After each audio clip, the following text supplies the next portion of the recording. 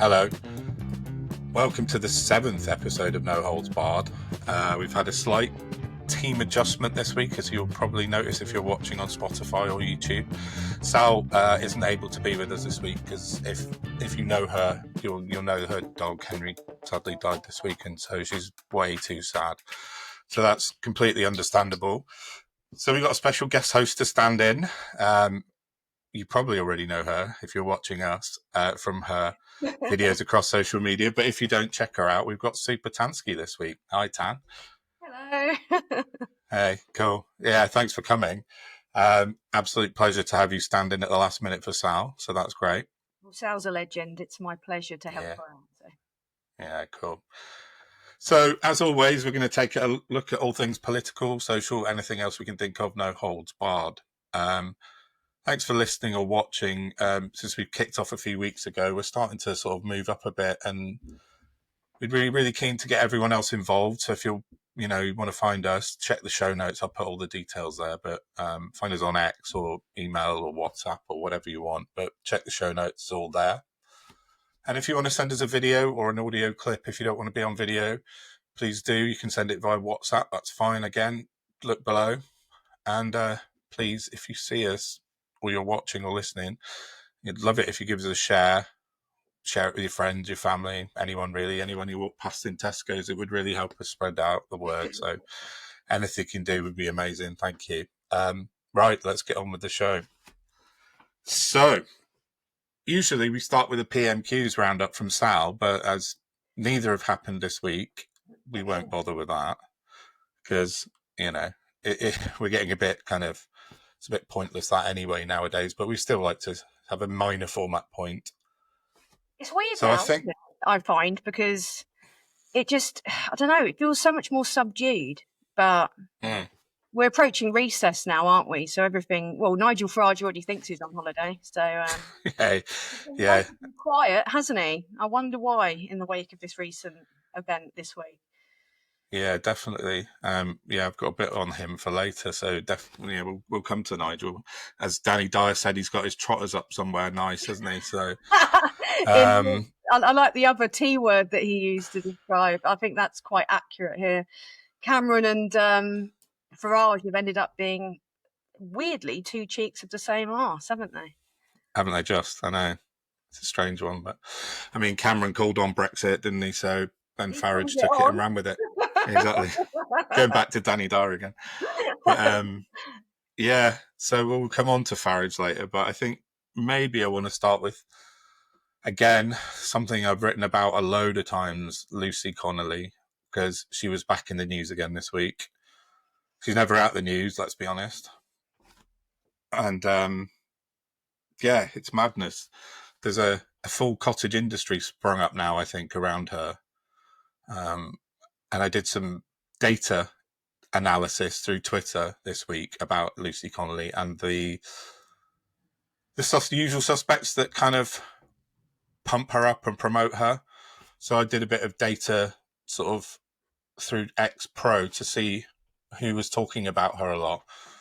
And unsurprisingly, no, that's right. You won't be surprised to find out who really is going for it and making a shitload of money out of her, I believe. Toby Young is the deputy, I think, in this CEO company. This company, I think the CEO is Alison Pearson, though. Oh God, I'm not surprised whatsoever. I mean, especially with Toby Young. I mean, he leaps on any bandwagon he can of this type, and it's the same kind of free speech brigade that are trying to downplay the jokes of that so-called far-right comedian. That's an oxymoron in itself, isn't it? Andrew Lawrence, like you've got people like The Spectator, Unheard, it's all that kind of like spiked, weird. Yeah. Sorry, my cat is massively distracting. Thank God it's gone. He's off. This kind of like spiked network. It's all the kind of people that are kind of essentially flooding the zone, creating kind of the illusion of mass consensus, which is leading to white criminals being let off the hook or downplayed. But if it was a person of color, if it was a Muslim, if it wasn't like a white Christian, they would be hounded. If it was a black man from Wales, they'd be saying he's not really British and Yeah. need to deport him. So and Young is inherently linked to that. And Alison Pearson, some of the stuff that she pumps out is just another level, isn't it? Yeah, it's nuts, right? I mean, let me just look at my figures. So on my little data searches, I found out that sort of I looked at mentions over the last year, just sort of in capture to kind of capture all the data that I could. So I went back to about a year. Wow. She didn't get sentenced until October, so basically everything starts then. But she didn't get too much of a mention in the media in October. She got a couple, but it wasn't really a big deal.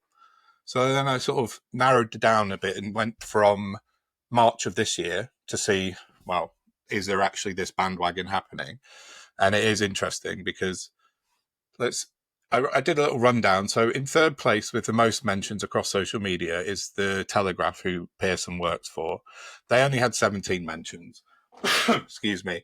Second place was Talk TV, which, they're pretty hot on this kind of bandwagonism.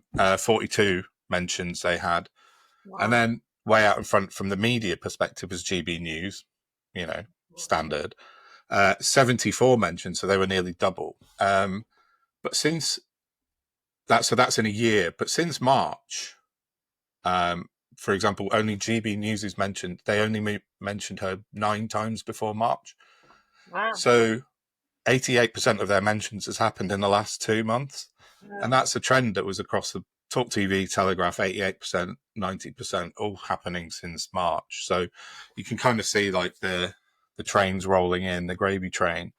And they decided to really start going for it then.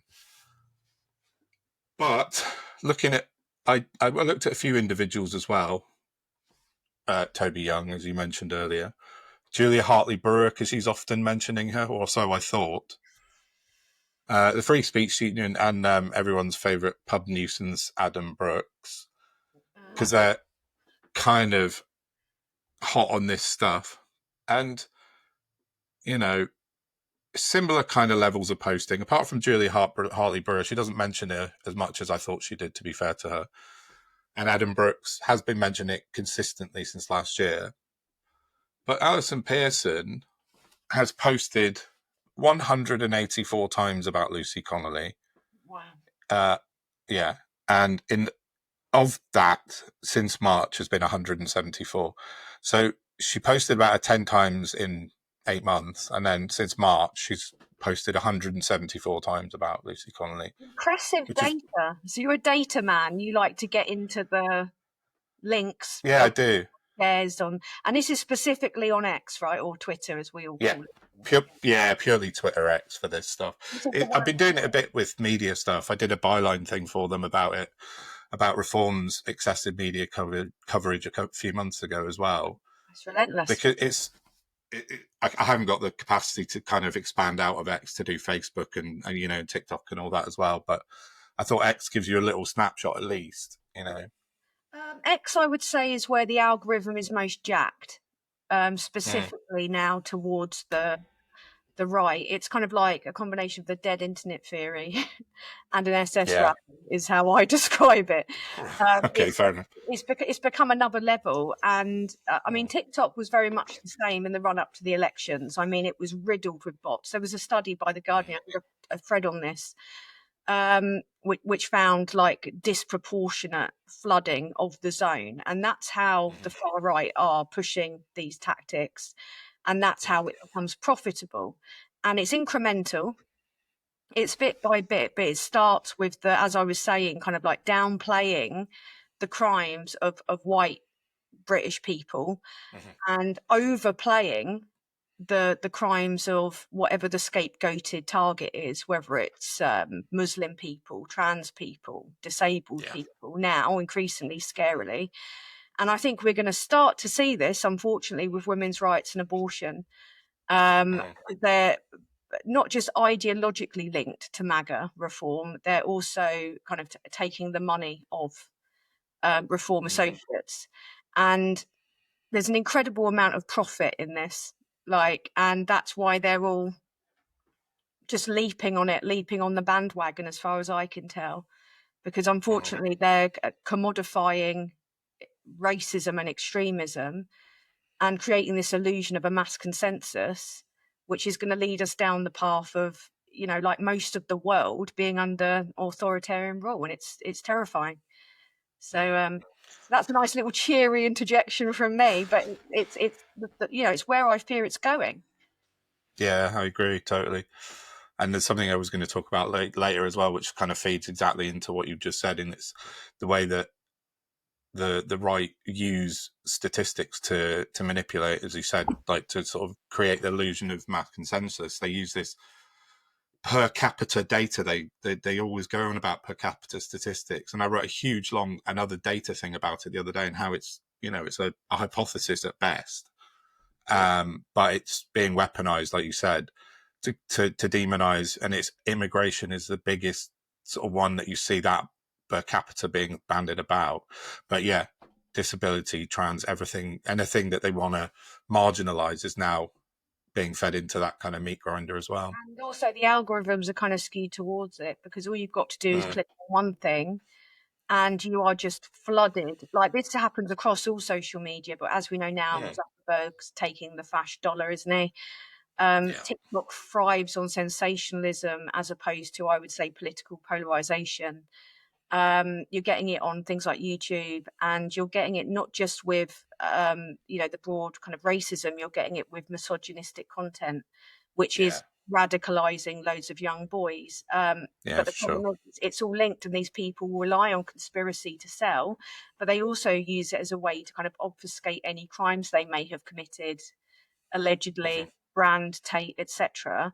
Because they can just blame it on some shadowy figure that's not provable. So they're just on every level concealed. And Farage et al. Are also playing into this. Yeah, 100%. But I think it's like you said about the kind of US links, the MAGA links. I think you could trace all of this back to kind of Trump 1 and Steve Bannon, can't we? And Brexit. MAGA, Trump. It's all kind of interweb connected. It was for starter. It was like Bannon's Brexit was used as Carol Cadwallader says, the petri dish for Trump.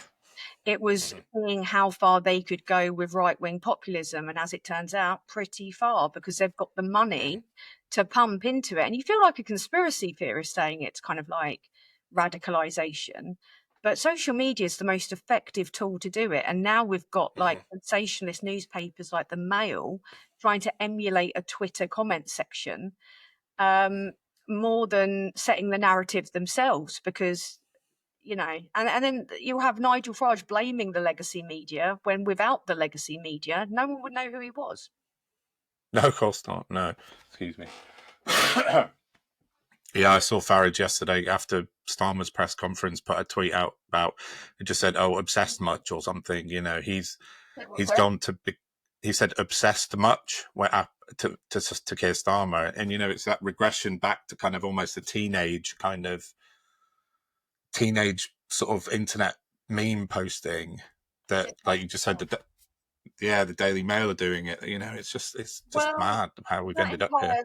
Conference was shameful. I mean, I caught bits of it, but the whole thing about Lucy Connolly again, she was tried and brought to justice at a time when the new Labour government, was faced with race riots, just like a month in, and they had to act quickly to stop the escalation. When, if you look at the temperature of that time, black people were being attacked in the street.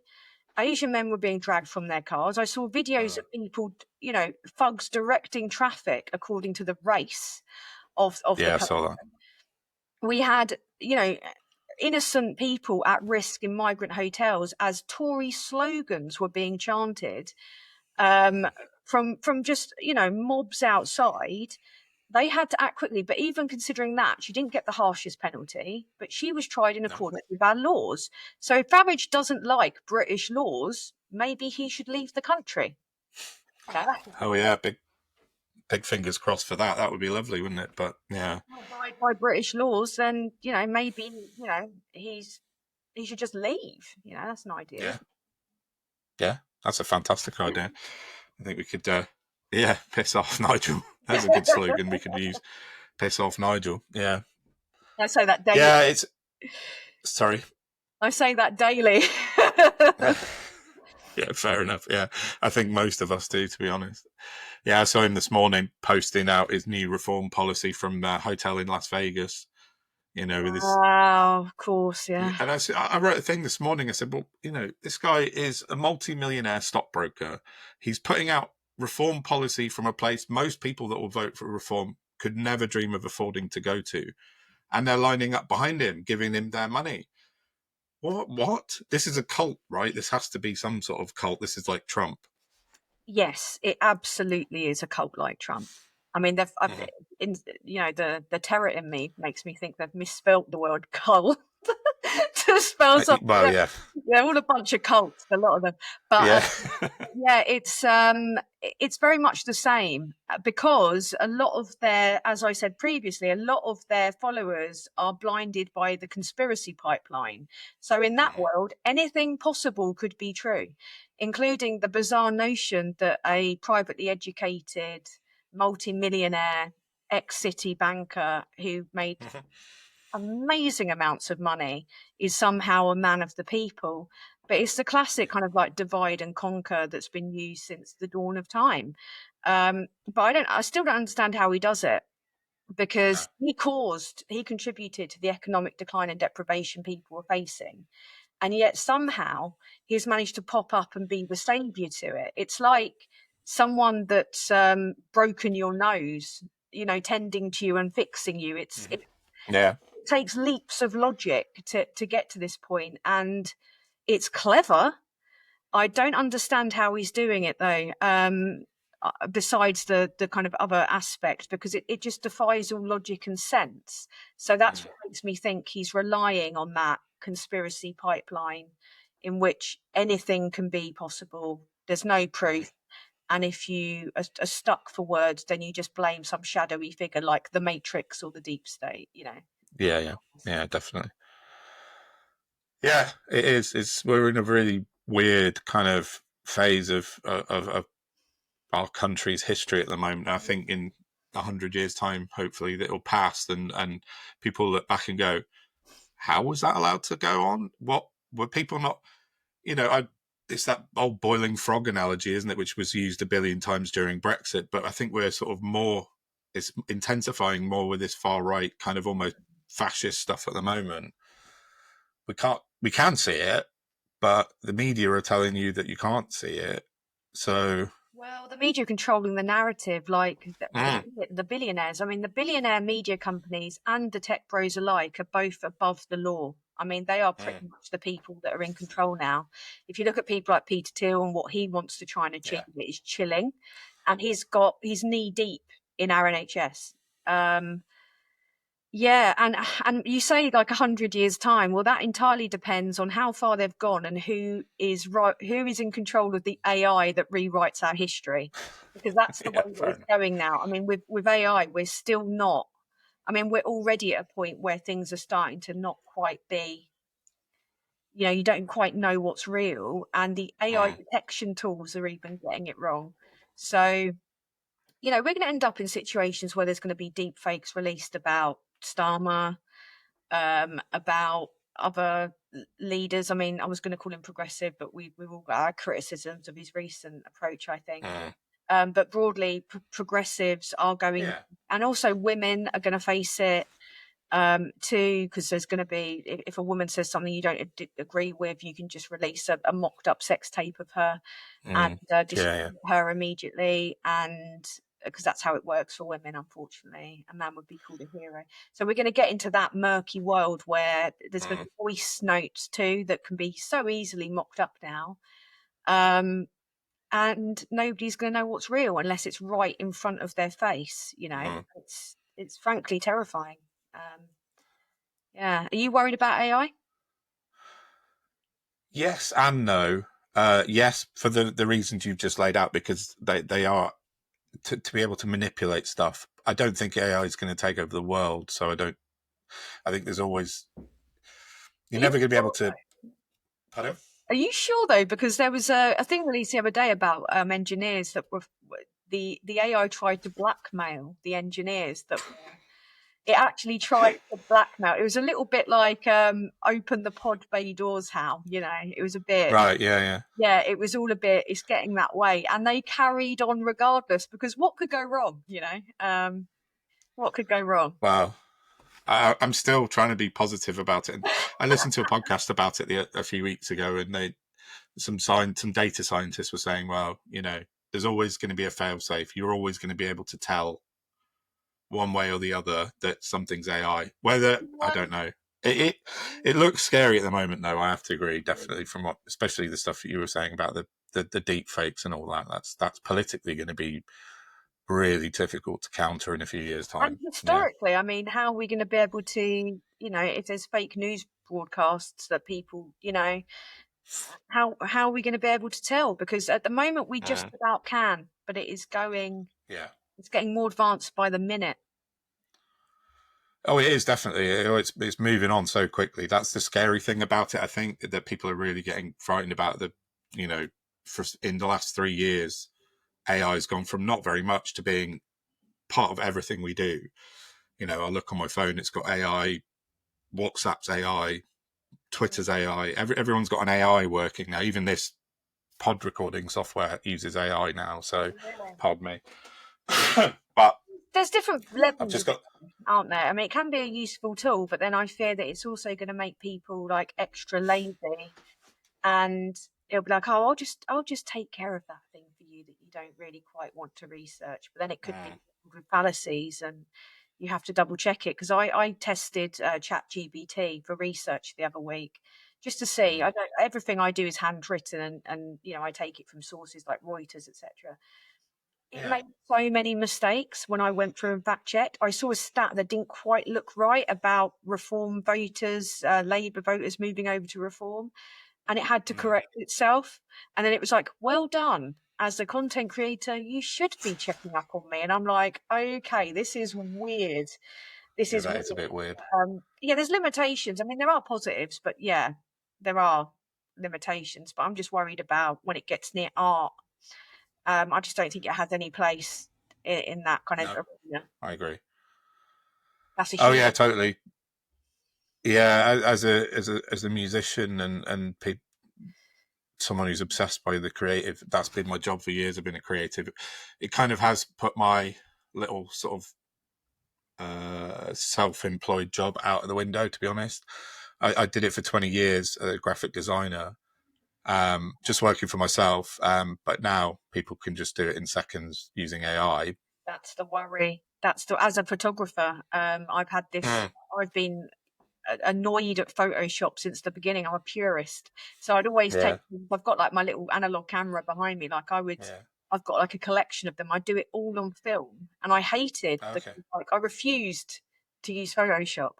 But the thing with graphic design, that is decimating graphic designers, because people can just tell it to draw something, and I mean it's not as good. A lot of the AI pictures, no, it's not naff, but it cuts out the cost, which is the graphic designs I make. Yeah, exactly. I've spent years designing posters, leaflets, logos for people, and even if I'm charging 50 quid a logo, which I used to, you can get it done for free now in less than 5 minutes. So why would anyone come to me? Like you said, it does look a bit naff, but it's good enough for most people to just, if they're using a small business and they want a logo design, they'll just go on to Copilot or Gemini or whatever and just say, design me a logo, and it pops up. So in that respect, sorry? So I was just saying, worrying times, isn't it? Yeah. I'm still not sure we get to Terminator levels yet, though. I don't know. We'll see.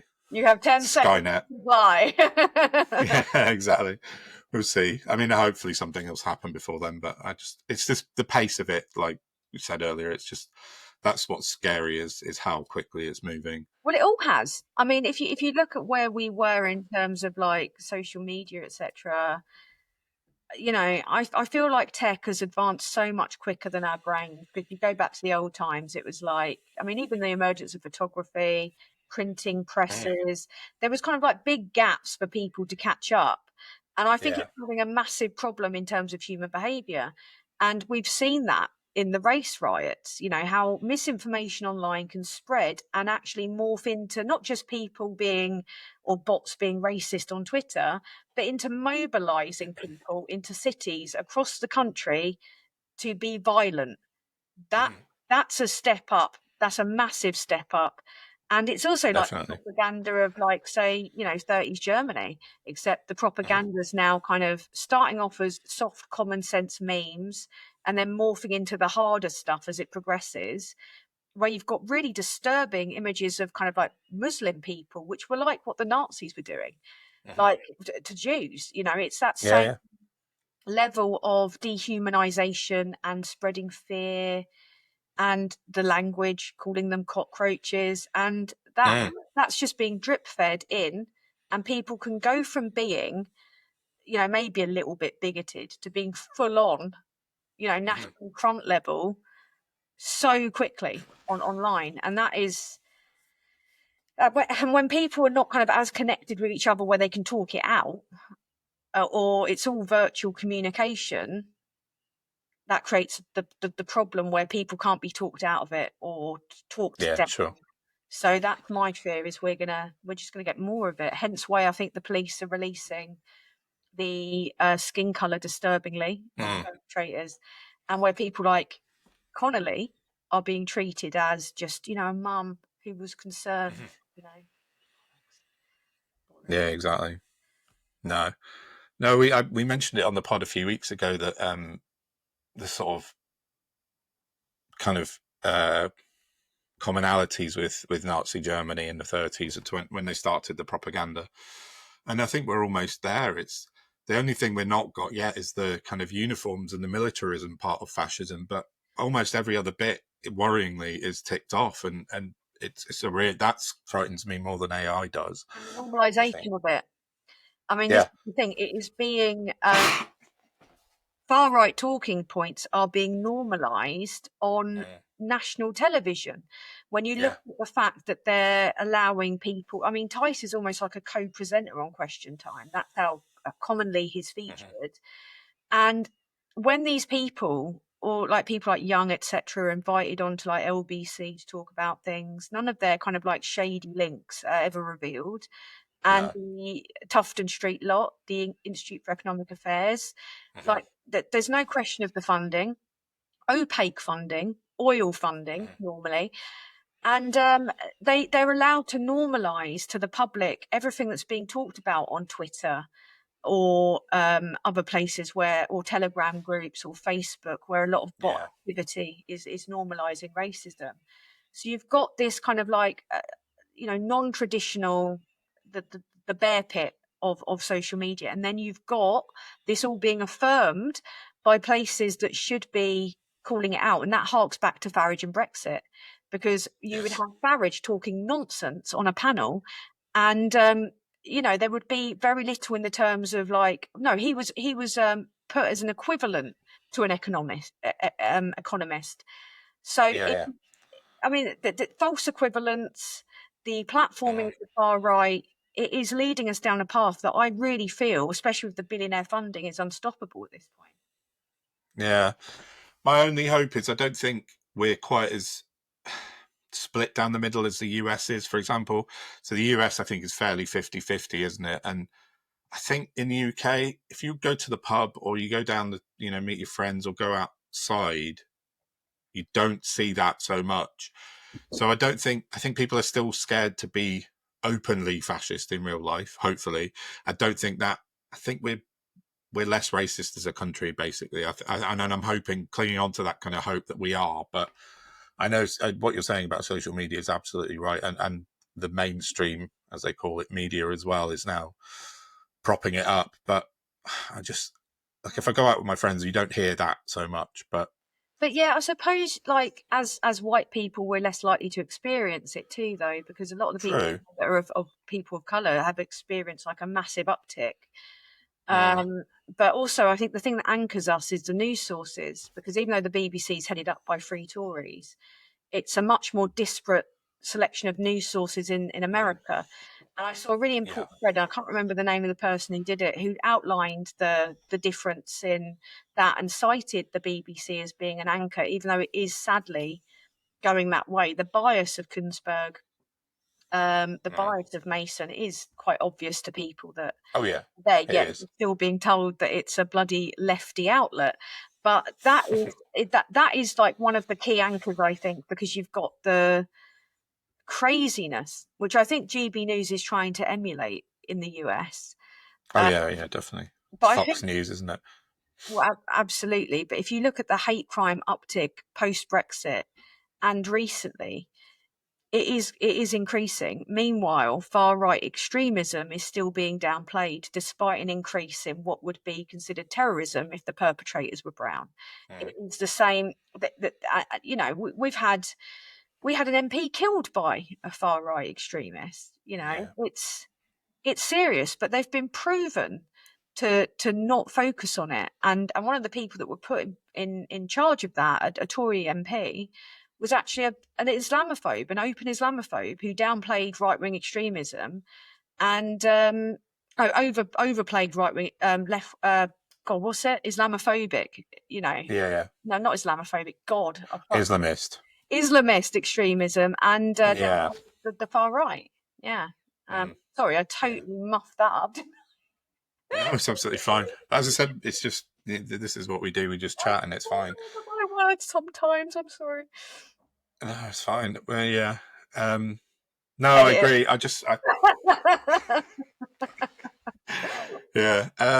That's fine. So, I'm sorry, I'm taking you so far off topic because I'm a chatty wanker. So no, this is exactly what Sal and I do. So it's absolutely fits perfectly. So no, it's great. Okay. Let's look at what I got two things I noted down, and it's the same stuff again. It's all linked in. But I wrote a big long post about the use of the far right and the right weaponizing per capita statistics to create their own narrative around particularly immigration, but as you said earlier, trans people, disabilities, anything they want to use statistics wise, they use this per capita figure. And I saw Katie Lamb MP stand up in the House of Commons 2 weeks ago, I think it was now. And she said, well, she was talking about immigration as usual, but she basically said Afghans are 20 times more likely to be sex offenders. Wow. In the House of Commons, she said, and I just thought, what? It's such bad faith, saying something like that at the dispatch box. So I had a quick look and I actually contacted her for some, I said, where's your source, please? I wanted to see the source. She didn't reply to me, of course, but I think from what I could find, it seems to be not Tufton Street, but Tufton Street adjacent Centre for Migration Control. Completely opaque, right-wing funded think tank, basically set up solely to demonize kind of immigration. So, and that seems to be where that number comes from.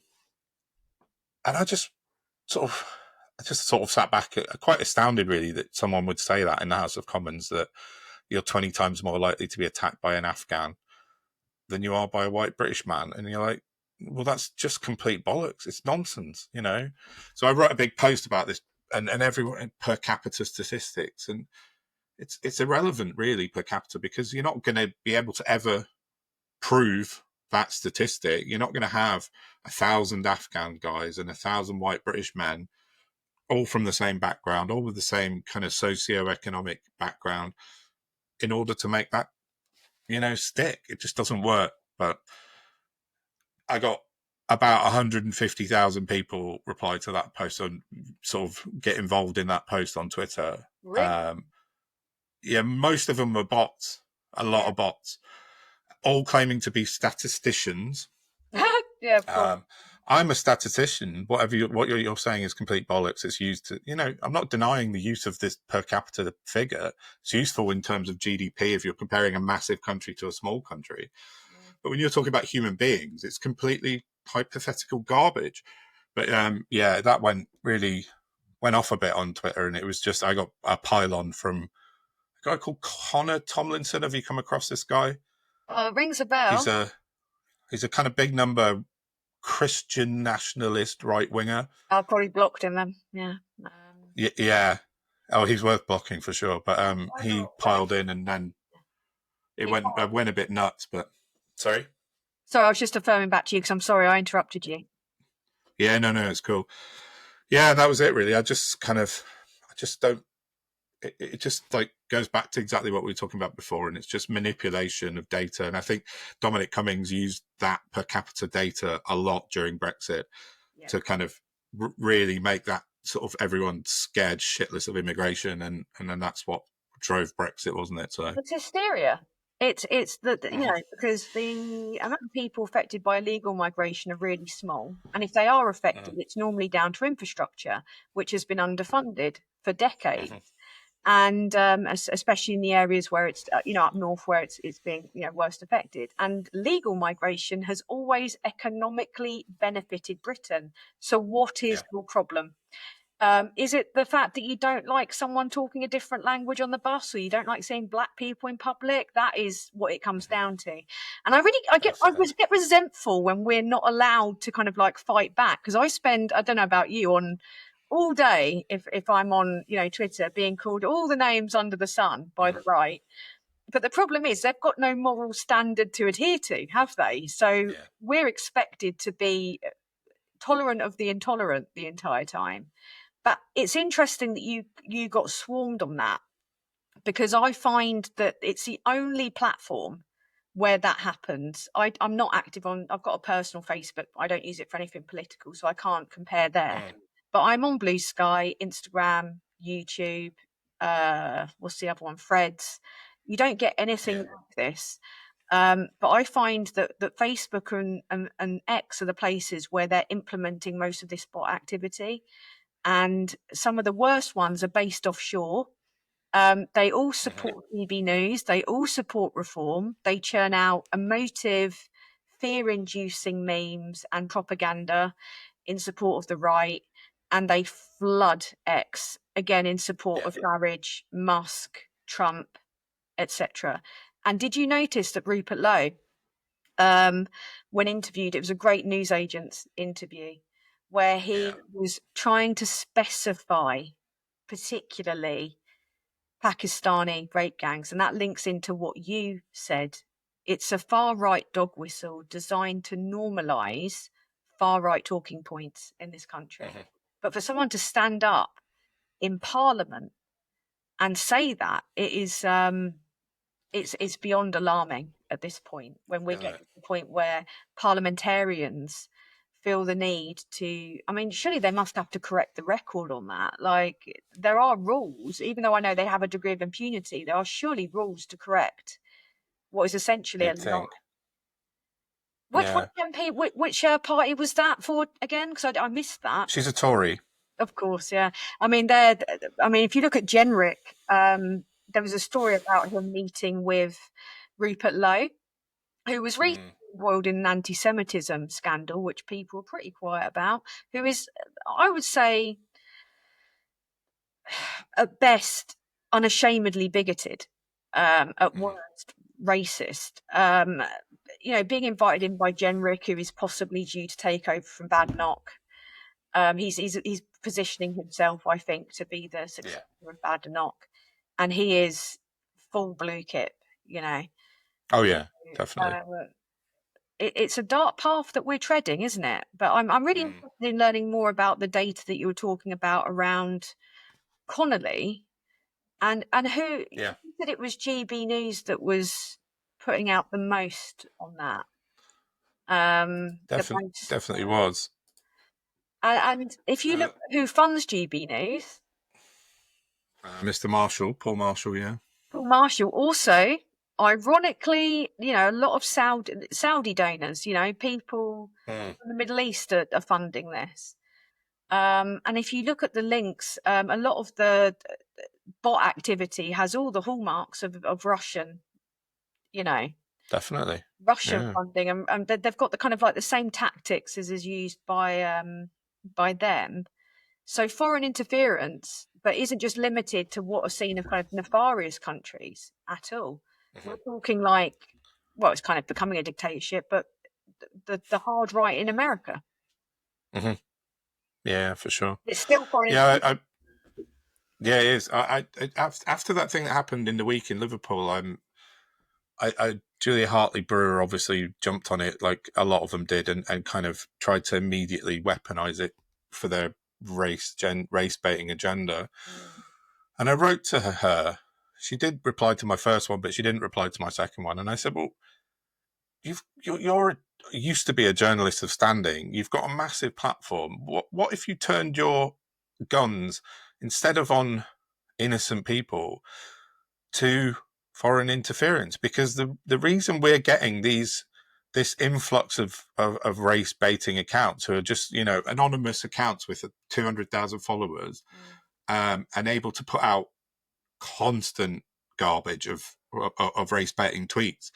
Why didn't you do the actual journalism for a change and try and investigate where these are coming from? Because I think I agree, it's got all the hallmarks of Russia via the Middle East. I fully agree with that. Sorry.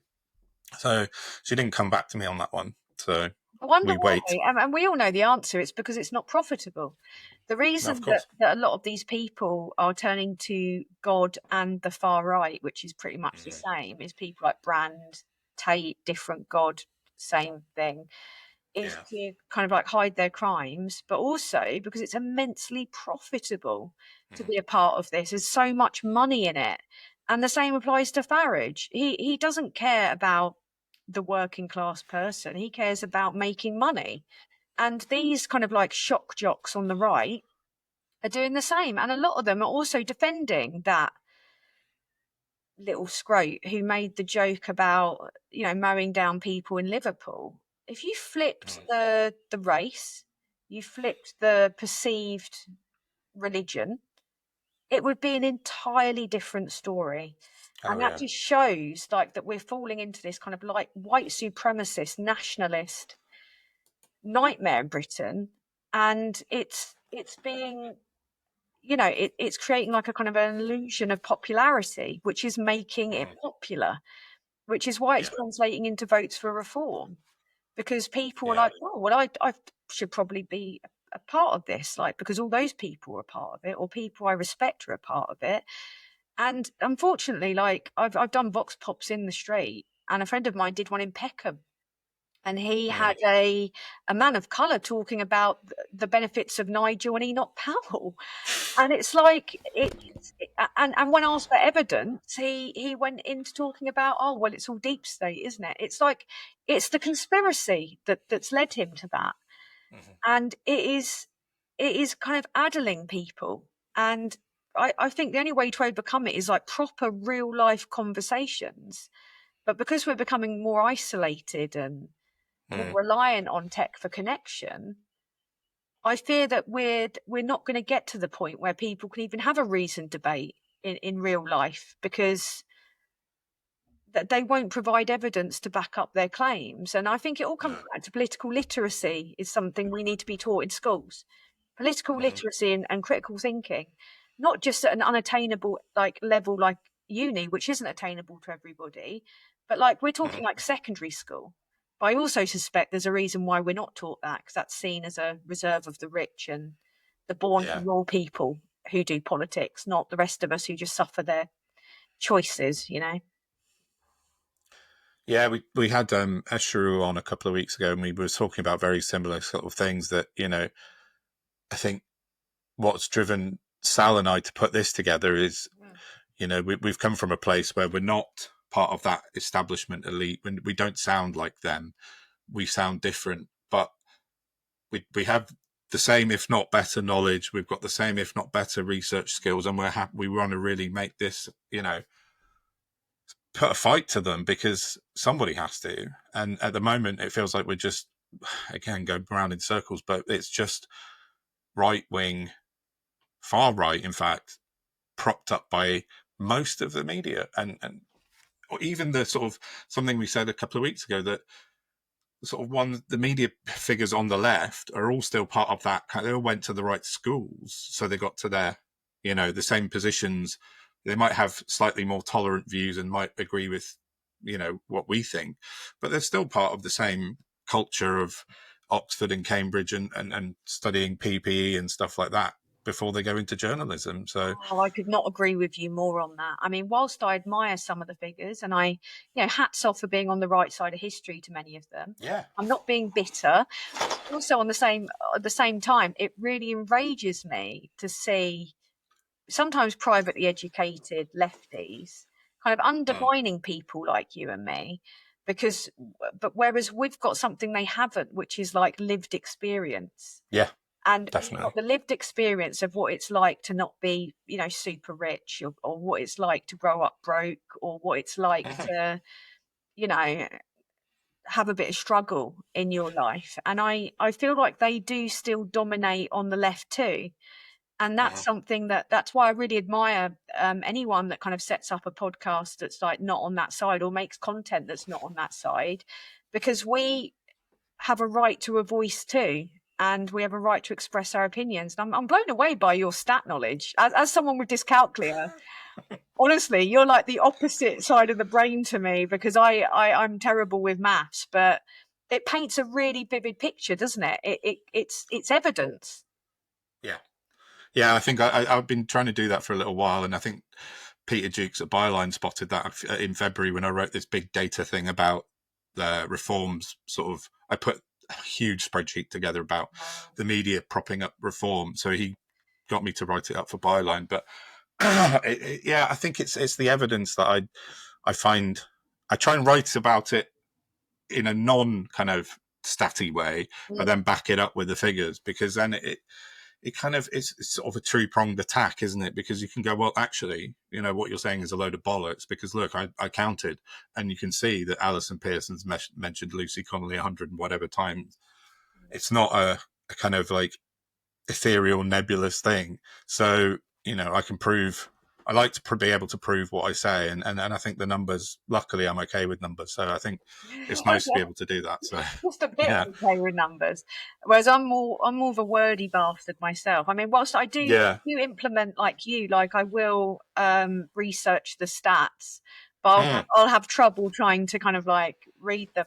But you're so right. You've got to base the kind of narrative that's going on around the stats. Otherwise, people probably just zone out and they're like, "Oh, you're bloody nerd. You're just giving me a bunch." Exactly. But no, it is vitally important to do that. And I love Byline guys. Like I know Peter. He's they're on it. They're journalists, are some of the best investigative journalists within the country. And without a doubt. it was a shame to lose Sam Bright to.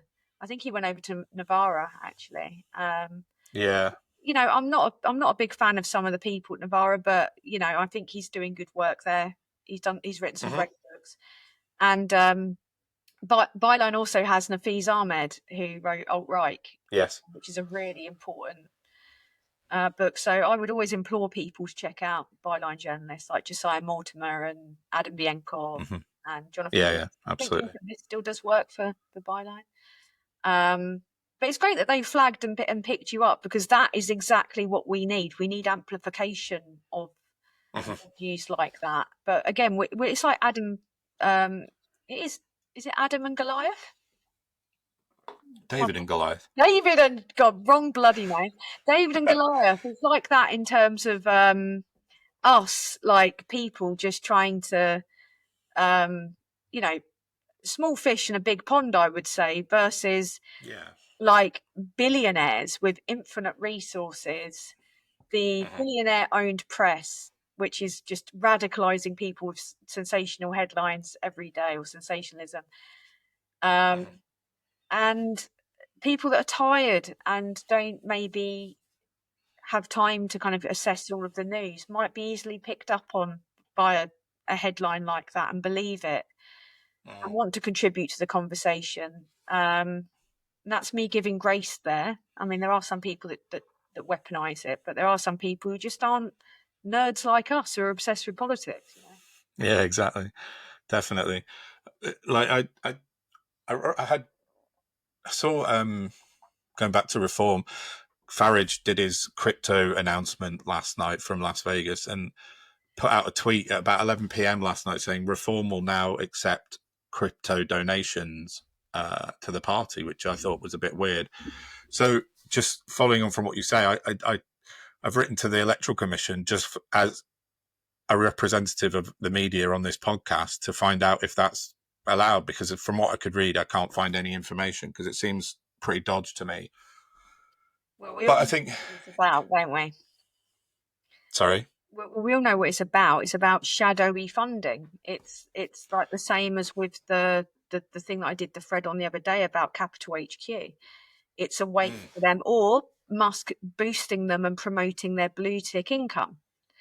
It's just a shadowy, unaccountable way for them to receive donations. And Musk, therefore, what if Musk gives them like 2-3 million in crypto? Perfect. Bitcoin, yeah. He's finding ways to get around the system.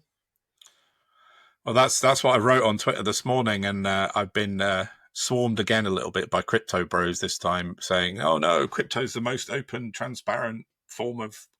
I'm like, no, it just isn't. So every criminal on the dark web uses crypto because it's so open. I mean, really, sure. So anyway, I've written to Electoral Commission. I'd be interested to see. I will report back on that if they ever reply to me. I don't hold my breath, but you never know.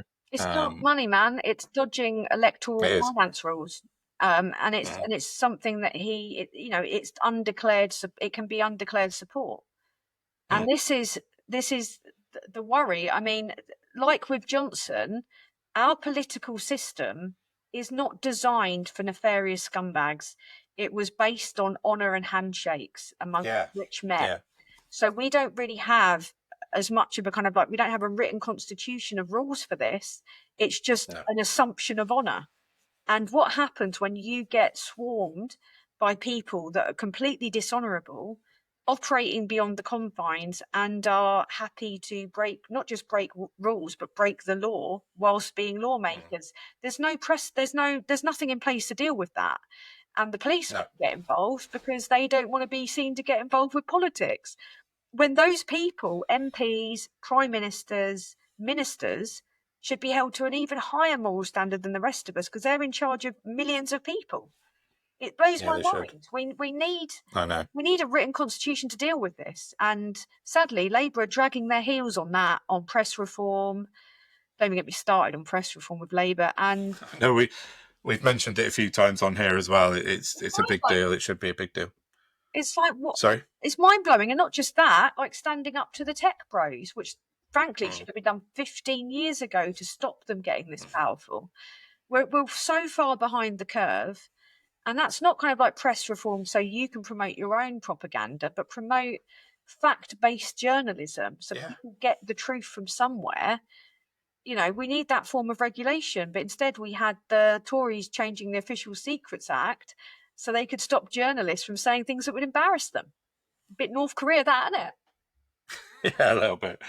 Yeah, I mean, that goes back to everything, like that Tory MP saying kind of borderline fake stats in the House of Commons. I mean, it's every single thing should be able to be fact-checked quite quickly. We're in 2025. There's no reason that things like that should be let past.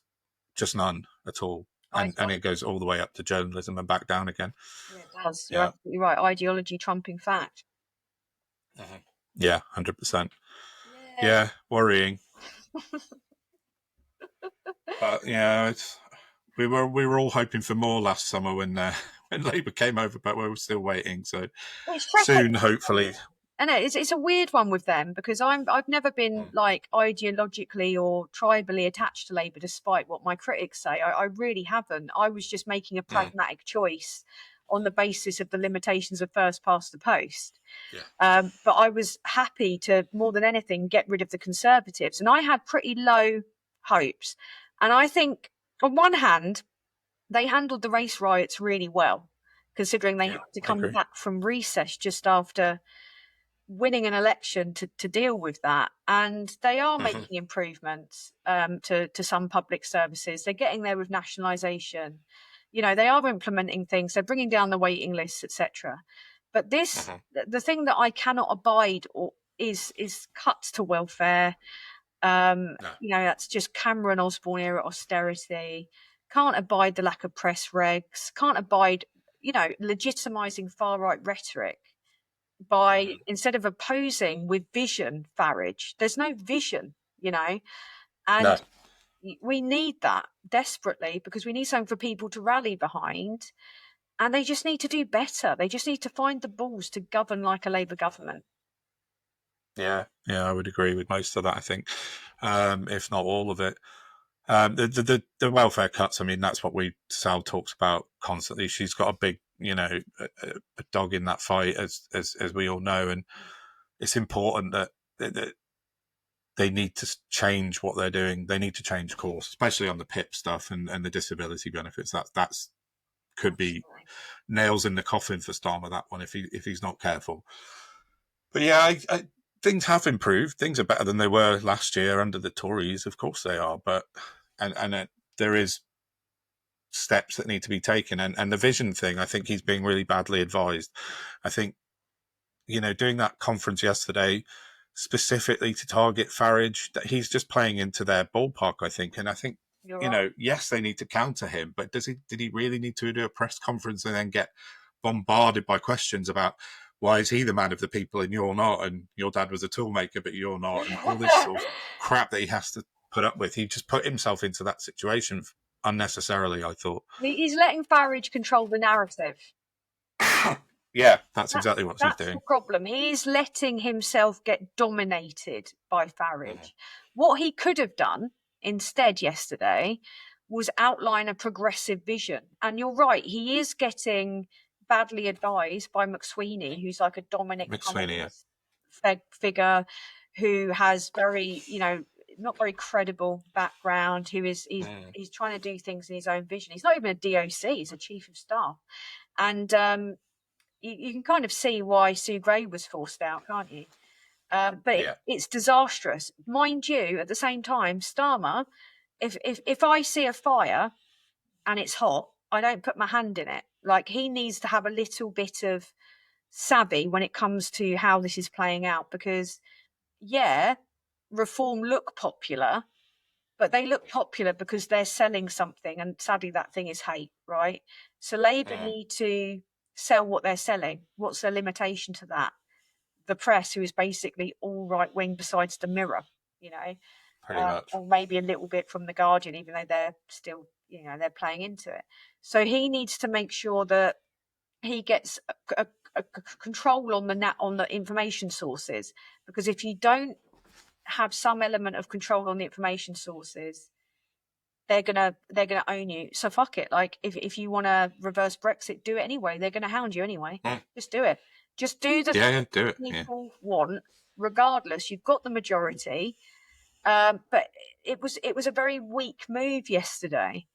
And the problem is, it comes down to populism and being able to sell or spin a yarn nowadays. And Starmer doesn't have that. But then I think he'd be a great foreign sec because he's very good on the global stage. He's great. That's why he comes into his own. Great at diplomacy, etc. And I don't know if there is an alternative in Labour that could. I was going to ask you if you thought anyone was there at the moment. If I had it my way, if I could choose the next, prime minister to replace him, it would be Clive Lewis.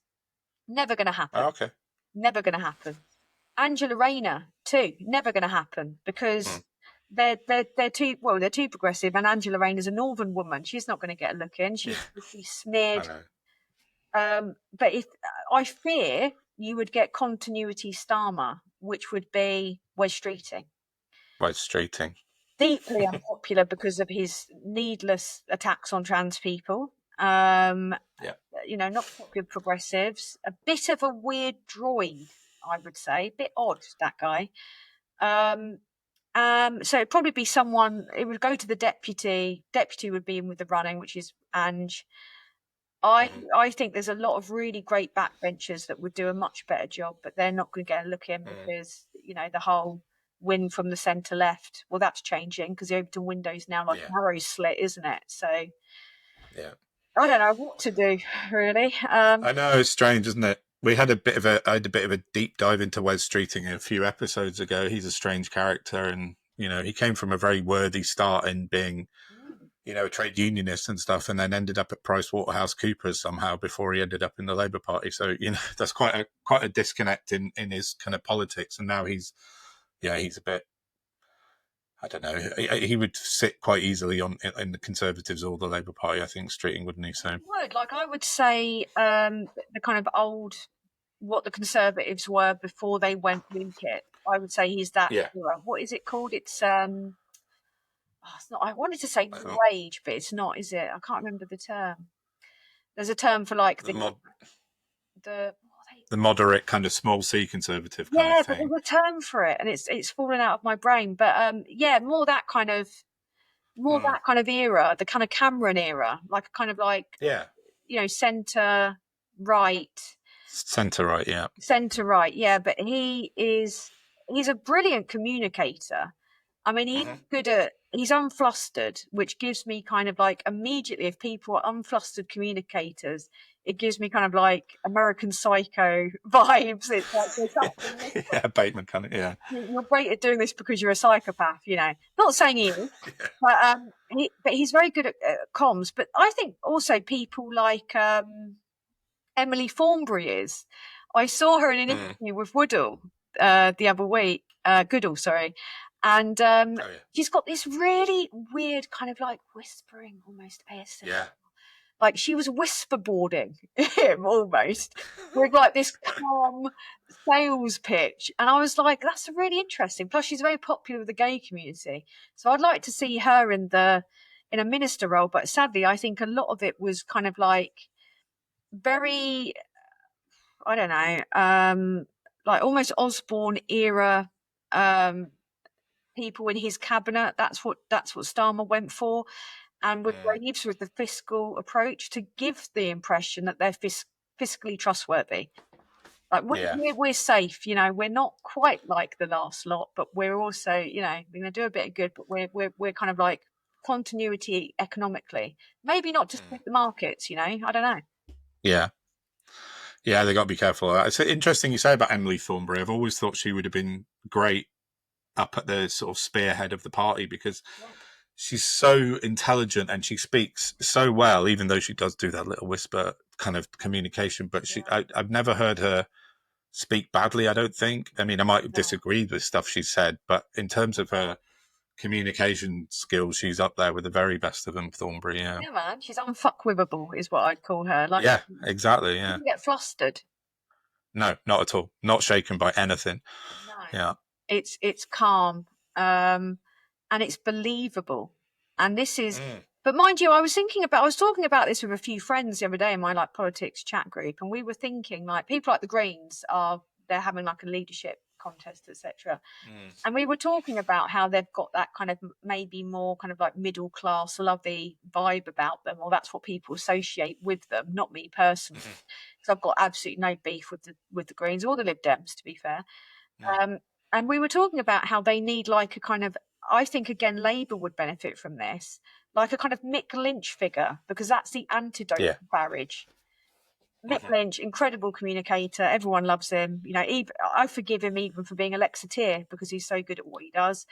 And that takes a lot. So I was, and again, not to come full circle, but I was like, if you had someone like Danny Dyer, like a working class accident, or a trade unionist that's relatable, like Lynch, I think that is the antidote, because that would cut through all of Farage's bull and also show what a real working class voice of the people looks like. Yeah, that's fair. Yeah, I think Mick Lynch is just an outstanding communicator. I mean, there's not many better than him. I agree with that fully. Get him in somewhere. The Greens, I like the Green Party. I voted for our local Green councillor like a few weeks ago. Where we live, they're very popular in Gloucestershire and the countryside. Like you said, the middle class lovey vote. But I don't know. Their policies are popular, though. Don't get me wrong. I mean, across the board, I mean, it's like with Corbyn's 2017 manifesto, arguably one of the best that's ever been produced. Did really well in blind tests, right? Yeah. A lot of people, regardless of political leaning, want climate policy. But sadly, they're seen as like a one-trick pony on that front. So they need to kind of rebrand. And that's why I thought that. But obviously, I got set upon by a bunch of green people who thought that I was knocking them. I'm not. Right. Not at all. Like, I've got no problem with them. The thing is, the only thing is that they can't always win everywhere because of the limitations of our voting system, which is why we need a progressive change to our voting system. We need electoral reform because not everyone's vote counts. Sure. And then we're stuck in this 2-horse race of, you know, people being forced to vote for the least worst alternative. And it's, you know, Jenny Jones, she's a green peer. I had a few drinks with her at a book launch. She's a legend, man. She's so funny. You know, even someone like her, she's spirited. You know, we need that as the leaders of the progressive parties. But I think Ed Davey's cool. I've got a fondness for him that I don't normally allow myself to have for people. Like, I just want to bake him a cake. You know. Yeah, I know. I like Ed Davey. I think, you know, he comes across as a credible, genuine bloke. You know, I know put aside his crazy stunts, but they work. They get him attention. But I've written again a load about this stuff, and you know, the Lib Dems sitting there with 72 MPs, they did so well at the elections, and then you never hear from them ever because they're not allowed. You know, they should be. You know, you should hear Ed Davey 50 times more than you hear Nigel Farage at everything being fair. But yeah, I don't mind the Lib Dems and Ed Davey at the moment. He seems like a nice man and genuine, I think, which is unusual. Yeah, man, and he was very clever with his electoral campaign. Not only was it really funny, I mean, one of my highlights of the general election was seeing like an interviewer struggling with a canoe, like paddling uphill, trying to keep up as he was just casually kneeling with a paddle, like on a bit of water, just giving this interview, like so calmly and casually. And it was so clever. And the reason he had to do that was to fight for the attention, because I'm sure you've done the stats as you were saying on all of this. Yeah. In terms of the disproportionate coverage that Reform got. And again, people buy what they see and what they are sold. They put things at eye level in shops for a reason, right? And Reform is being put firmly in the eye level. But he's got this nice kind of like side to him where he was doing silly things to get the headlines, but then coming in with earnest comms on care and on his son's journey, his son's disability, which was touching. And that's the problem that we have. You know what Lib Dems stand for, and you know what the Greens stand for, and both are gaining popularity, and Labour's hemorrhaging votes to them because they're doing the progressive things that people want, which is standing up to Trump. And if Labour were clever, they would be outlining the clear links between MAGA and Reform. MAGA, Trump, not popular here. Reform are. No. Make fucking link and sell it and flood the zone with it. And also use bots yourself. Use kind of like an antidote to disinformation. Use information bots. Use bots that contradict and outline and fact check. Use that tech. Pour money that you get from donors into that, not shit media training and focus groups, you know? Yeah. I think that's where Reform have done fantastically well, and because of their sort of certain links to MAGA and the American backers that they have, and you know, Elon Musk and things like that, they're ahead in tech and they're ahead in social media by miles. And like you just said, Labour need to take a step back, stop doing press conferences with your elbows out, get your social media team up to like world-class standard and then hit it, because then it's the only way you're going to fight it. That's the way they have to do it, I think. No, you're absolutely spot on. This is the fight back. I mean, I think I often joke, and I'm not being conceited, but there's a bunch of us that have been making videos for the last 5 years online. And I was like, if these guys had come to us in a credible way and ask for a bit of help, because we're, even if we weren't ideologically aligned with Labour, I think we would have helped them out just because we hated fucking Tories. That's it, exactly. But they instead, I think, opt for, people that are green, fresh out of college or uni, possibly privately educated, in agencies.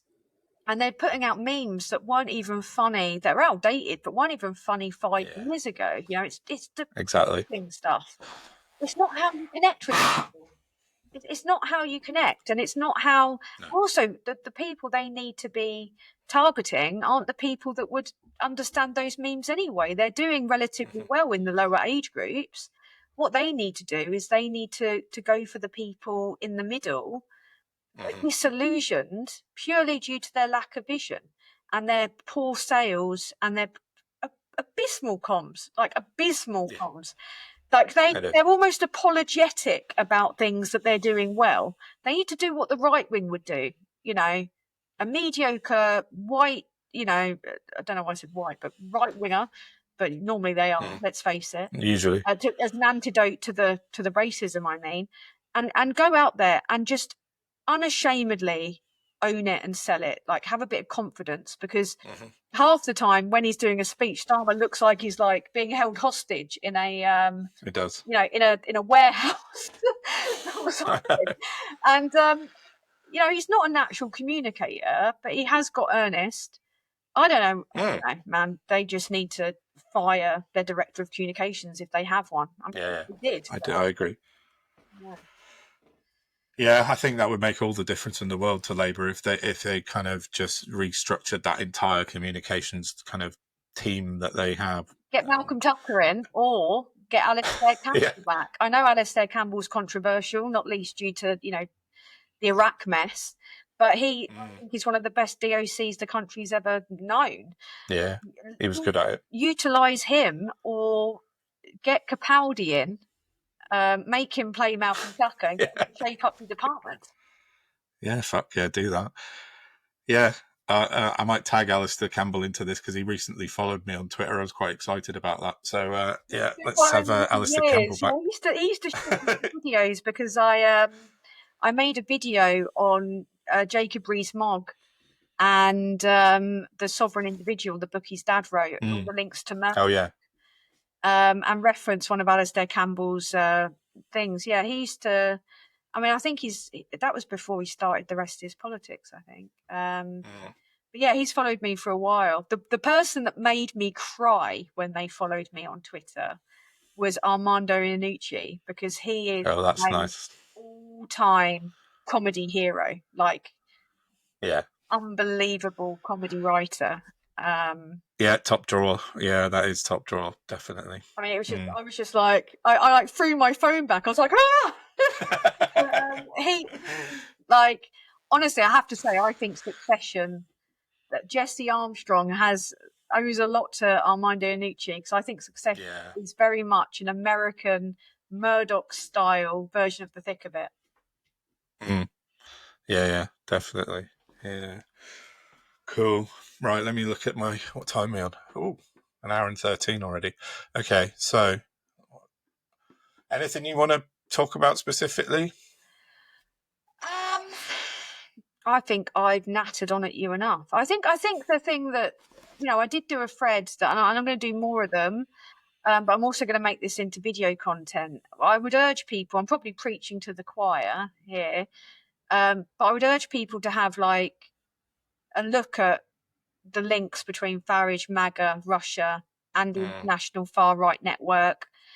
Morton Schmidt, when he was in the EU, Farage was making links with the far-right back then, whilst doing no work, and allegedly, reportedly, giving his huge taxpayers' money to his mistress. So we've heard, the rumour persists. But also to have conversations in real time with your family members, with your friends. Talk to each other. Remember what that's like. And if you see people kind of like falling into the conspiracy pipeline, try and call it out. But also on the left, we tend to also sometimes accidentally fall for clickbait, for a stat that's wrong. An example of me doing this the other week was that Guardian article where someone, I think it was like, I'm a bit dubious about Blades of the Sun. I don't know much about them, but they'd cropped out this thing where it said, oh, look, immigration isn't a big issue for most people. It wasn't even on the top 5 list of these things that were polled by the Guardian. You go to the Guardian, it was there. It was quite a big concern for people. Hold your hands up and correct yourself too, because I had to put a tweet out saying, I got that wrong. I'm not like them. I'm not spreading the misinformation. Whilst this is depressing, let's not sugarcoat it, you know, let's put the facts out there. So always fact check and, you know, make sure that you're on top of your sources too, and make sure you're not contributing to the mire of misinformation. That's not really so much a contribution as a kind of like call to action, like, you know. Yeah, no, that's great. And yeah, I think that's really important, is don't be afraid to, if you make a mistake, just say, oh yeah, sorry, I made a mistake, and then recorrect the data. Because I've done it a few times and someone said, oh, you know, that's not the right figure. And I've gone back and said, oh yeah, you're right. It's not the right figure. Here is the right figure. The theme is still exactly the same, the content, but I'm happy to correct always. Yeah, that kind of goes. Sorry. That's how you're better than them, because people go around saying, oh, if you call them thick or lazy or whatever, and yeah, I get it doesn't help, right? But these people are radicalised anyway, so they're not going to listen. But the way that we can be better and we can get ahead of them is by practicing what we preach in that sense, you know. Yeah, but be honest. That's it. It's just be honest and own up if we make a mistake, which I always do, and correct the record if I can, if I have to, and I will. And I think it's always about presenting the truth, no matter whether it makes yourself look bad, whether I look bad if I've done something wrong. I'll definitely put my hands up to it. And go, sorry. It doesn't. It makes you look credible. It shows that you're human. It shows that facts matter, and it shows that correcting the record matters. And my friend Graham, he's got a little thing that pops up when he's made a video and someone's corrected him and he's got it wrong, that says, I was wrong. It kind of comes up on the screen. But it's so important to do that because, you know, we're not like them. We're not out here spreading lies and disinformation. And, you know, they don't care about that because they've got no morals, you know, whereas the only way for us to desperately try and fight back is with facts, logic and reason, you know. That's all we've got to cling on to, and we've got to promote those things as important. Otherwise, we're totally screwed, aren't we? Definitely. And that kind of links into the very, very last little tiny thing I wanted to put in, which was about Liverpool, what happened, and the sort of hijacking of by the far right during the week. Sal and I always try and end on a funny thing, and I was sort of desperately searching around trying to find something funny yesterday. And it came up this morning, actually, rather than yesterday. And it's, do you know Larry and Paul? Their comedy videos that they do. Yeah, I love it. And they did a fantastic one this morning, and it was loosely based around what happened with the far right trying to hijack the incident in Liverpool. So I'm going to put the clip in of Larry and Paul in a minute.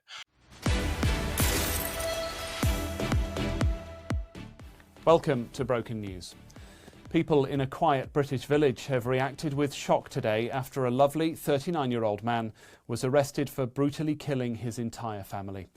Gerald Limpet-Jones was described as a nice, kind gentleman who wouldn't hurt a fly and the sort of person you'd love to give a hug to and maybe sniff his neck. Go and watch them, follow them. They're amazing. I've been following them for a long time since lockdown, and they're always well worth a watch. So that's all I've got, I think, unless you've got anything else you want to get in. Pressure's on now. I don't know. I have been unashamedly dragging Andrew Lawrence, the guy who thought it was appropriate to make a joke about that. But I'm not sure if I can share on air the comments that I've made about him. There is a feature of the C word, but, you know, some people just deserve that. But no, I'm afraid you've stumped me now. I mean, I don't even think I've got a good joke that I could possibly share. No pressure. We can just say goodbye and then that's fine. But yeah, I mean, Sal always does the little outro, but she always says like, share and subscribe, and we'd love it and really appreciate it if anyone watching or listening would share this about, because I think we're trying to, as we've spent the last hour or so talking about combat, fight uphill against a really big machine. And so the more we can get out there and sort of spread the truth, spread the love, spread the joy, that would be much appreciated. So yeah, and that's it from me. I think that's all I've got. Yeah, thanks. Barred. I give them my personal endorsement. Thank you very much. Yeah, thanks again to Tam for stepping in for Sal. Been brilliant. Really appreciate it. Thank you very much. That's brilliant.